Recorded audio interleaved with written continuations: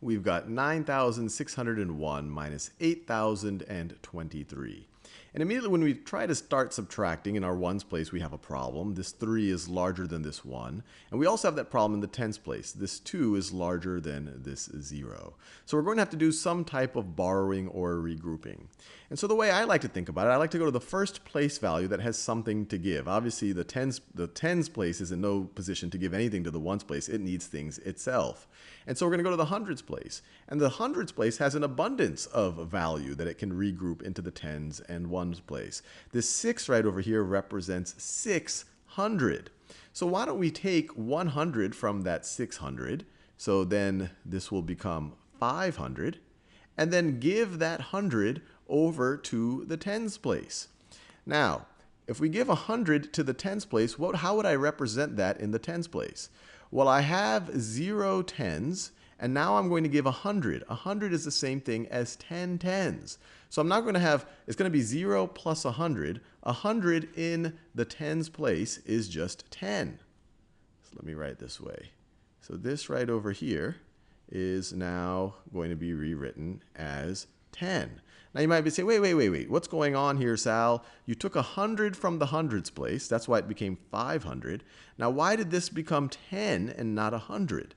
Now remember, this is 10 tens. So this is still representing 100. You have not changed the value of this top number.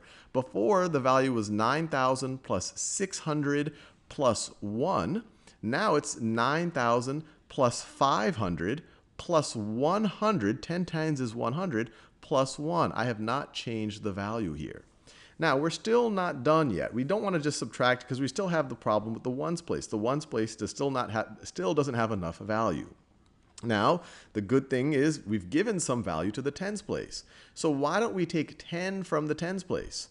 So if you have 10 tens and you take 1 10 away, you're going to be left with 9 tens, or 90. And then we can take that 10 and give it to the ones place.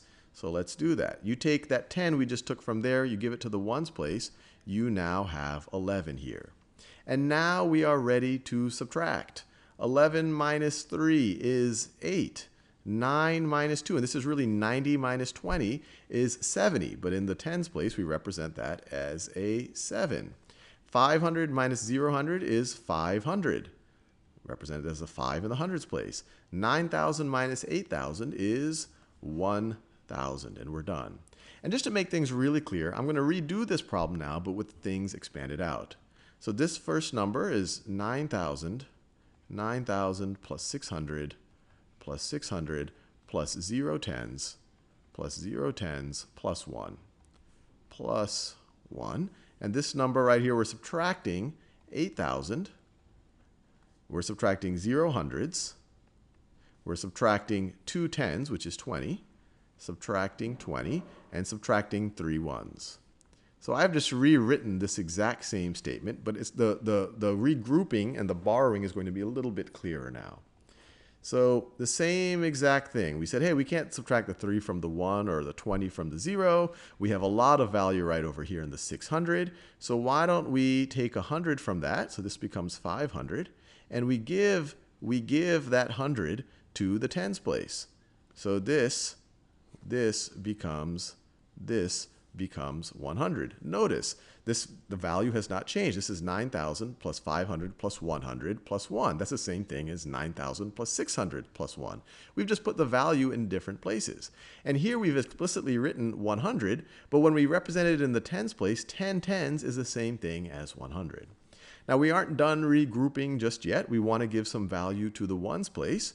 So we can take 10 from the tens place, and this becomes a 90, and give that 10 to the ones place. 10 plus 1 is 11. So notice I did the exact borrowing, the exact regrouping that I did here. I just represented it a little bit different. This 500 was represented by a 5 in the hundreds place. This 90 was represented by a 9 in the tens place. But either way, we're ready to subtract now. 11 minus 3 is 8. 90 minus 20 is 70. All right, a plus there. 500 minus 0 is 500. And then 9,000 minus 8,000 is 1,000. And we got the same result because 1,000 plus 500 plus 70 plus 8 is 1,578.